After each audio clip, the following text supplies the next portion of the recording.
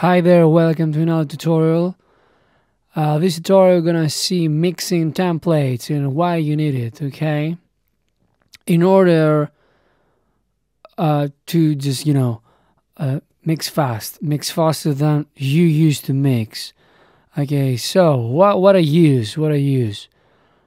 Okay, let's just close this project. Don't say, let's try.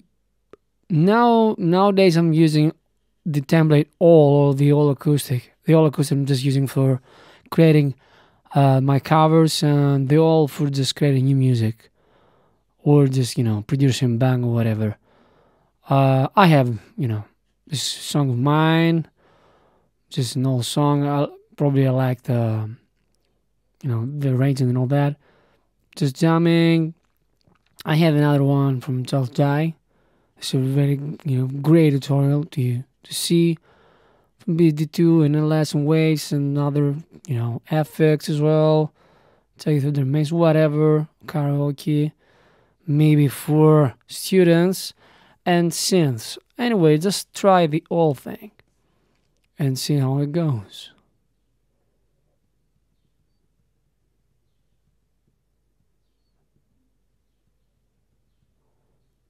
Alright, so okay, just save it here.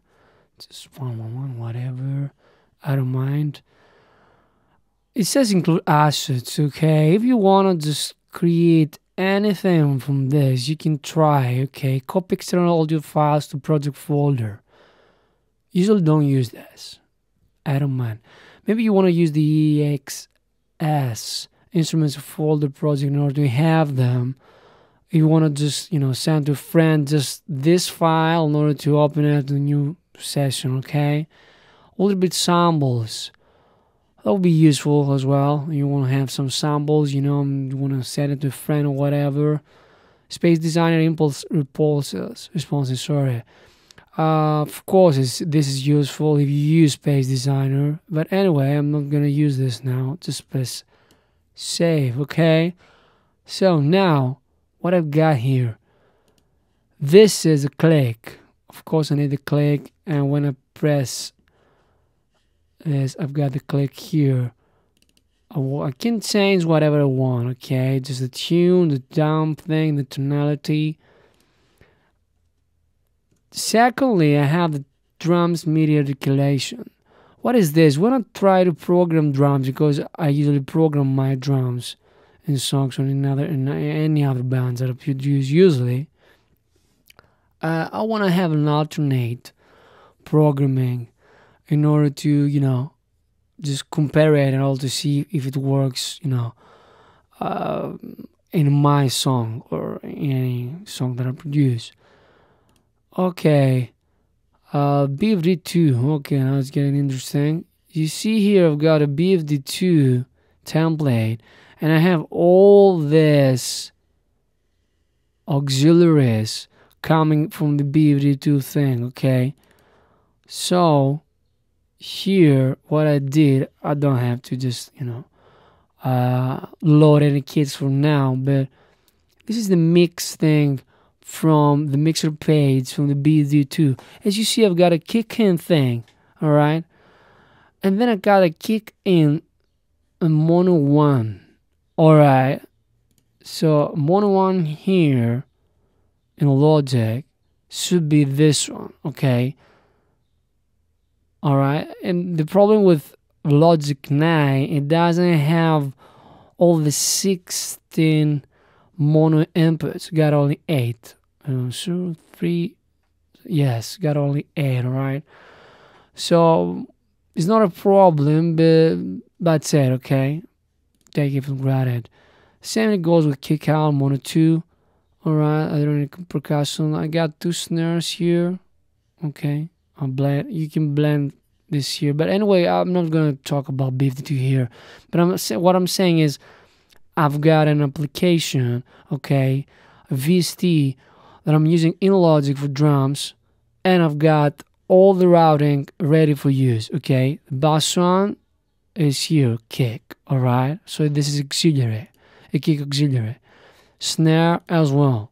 Alright, And then all the rest you see got the output bass 3 that goes on drums. So what can you do? Just create this and just put it right here. So you can just name this aux and this aux as well. With the top thing, you just go to the next. Okay, I'm just pressing tab now. All right. So you see here, kick in, kick out, got this here, and then it goes here. Same goes for the snare. Okay.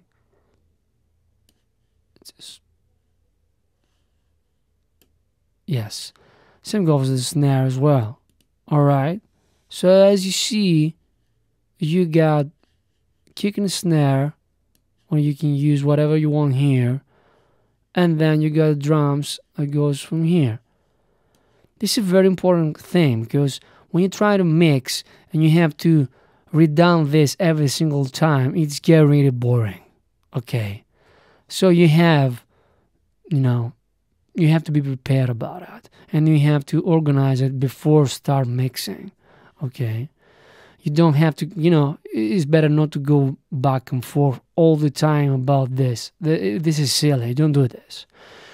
I've got an Ultra Bit here from Logic as well. This is another drum sampler, whatever thing. Okay, got many kits.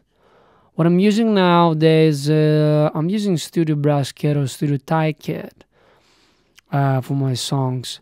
And it works really fine. I don't have to use any BFD2. But anyways, I've got a bass here. I have the bass here, as you see. Usually what I do is just whatever input I'm going to use for the recording time. Let's just say I'm going to use this for the bass. Okay, I'm going to put this here. I'm going to just name it bass rec. Okay, and now I'm gonna record the bass here, and then I'm gonna put it on the track that I'm gonna use in the mix.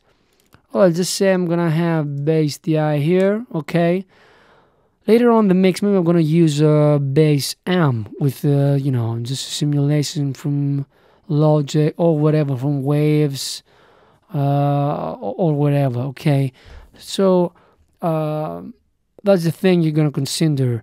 If you wanna use this, in every single mix or an album you're gonna create, you should just create another one. Okay, bass amp here, and then you can create a bass group here. Just route this bass group. You don't anymore use any of the inputs. You usually just delete the inputs not to get confused. And now you have the whole thing. Okay, same goes with the piano, guitars as well. Okay, you do the same thing. You do the same thing with guitars. Just write a clean guitar group, whatever. Just delete this. You don't need this as well. So now you have guitar 1, guitar 2. Same goes with this track. When I record guitars, I just say, guitar rec. Or if I just record it with 2 mics or with a splitter, whatever, I'm just gonna use another one. So it's gonna be like guitar rec 2, okay? And then I'm gonna put it, here. Why I do this? Because when I have this,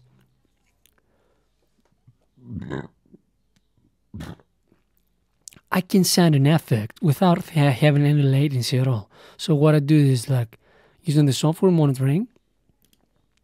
I'm gonna use this. I don't have any. Let's just put a delay, whatever, just for the sake of it. And when I press record here, guitar rec, just input yes. I'm gonna put this in pre-fader, this down, and I have my mixer here where I have the input 1, my volume, and I don't have the volume from the Logic thing because it's gonna create latency. But I have the pre-fader on where I can have my effects. Okay, hope you understood that. It's easy if you just try to do it. It's not difficult at all. Anyway, just go the next one. I have, what else? Okay, I have more guitars. We said about guitars. Yeah, distorted guitars is the same thing. Okay, I have Vox here. For the Vox, it goes the same thing. Just create another one, just Vox rec, and then you're gonna have 1, 2, 3, 4 takes, whatever. What else I do?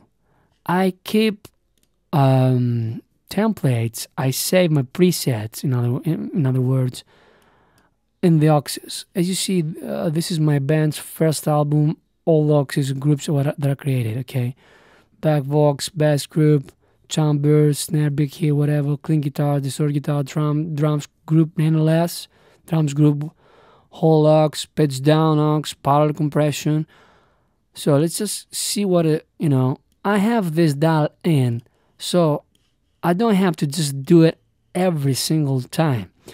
So anyway, if you just feel like it works in some mixes, you should create a new template and add or remove things that you don't use.